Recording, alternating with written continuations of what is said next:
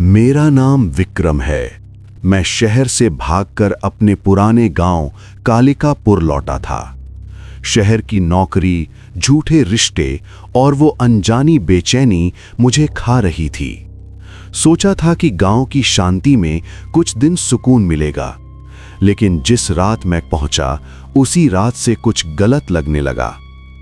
Train से उतरकर मैं रात के 12 बजे गांव की ओर पैदल चल पड़ा।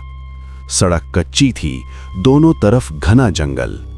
हवा में एक अजीब सी गंध थी, जैसे अगरबत्ती और सड़ते फूलों की मिली-जुली खुशबू।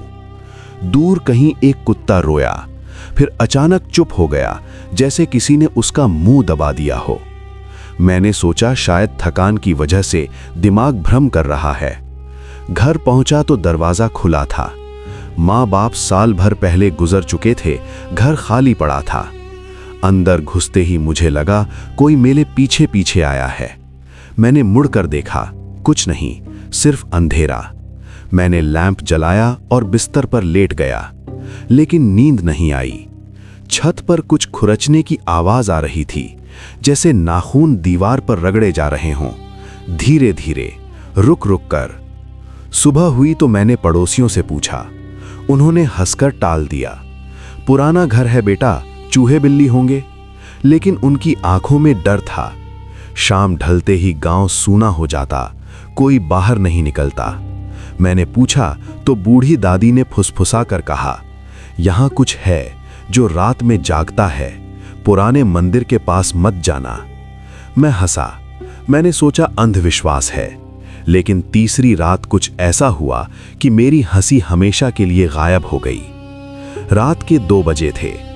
मैं बिस्तर पर करवटें बदल रहा था कि अचानक मेरे कमरे का दरवाजा धीरे से खुला। मैंने देखा कोई नहीं, सिर्फ हवा का झोंका। लेकिन उसके बाद जो हुआ वो आज भी सोचकर मेरे हाथ कांपते हैं। मेरे सामने वाली दीवार पर एक छाया दिखी, पहले धुंधली फिर साफ होती गई। एक औरत की छाया, लंबे बाल, साड़ी का पल्ला, लेकिन सिर नीचे की ओर लटका हुआ था, जैसे गर्दन टूट गई हो। छाया दीवार पर चलने लगी, धीरे धीरे मेरी ओर। मैं बिस्तर पर पत्थर हो गया। बोलना चाहा, चीखना चाहा, लेकिन गला सूख गया। छाया मेरे ठीक सामने रुकी, फिर दीवार से बाहर निकलने लगी। पहले हाथ, पतले सफेद, नाखून लंबे और काले, फिर चेहरा। उसका चेहरा भगवान, आंखें नहीं थीं, सिर्फ काले गड्ढे।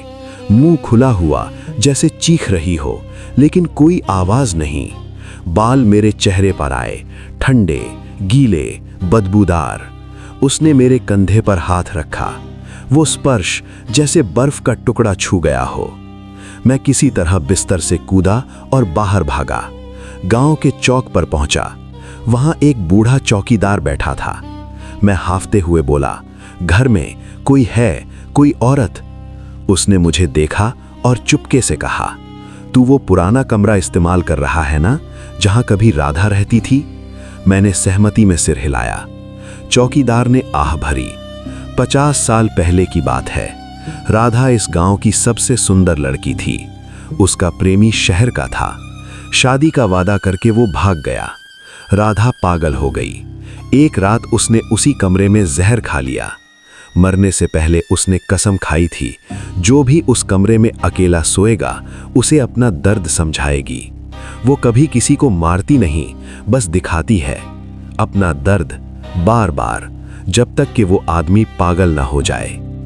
मैंने पूछा, कोई उपाय? चौकीदार बोला, है, लेकिन इसके लिए पुराने मंदिर जाना पड़ेगा, जहां उसकी आत्मा बंधी है।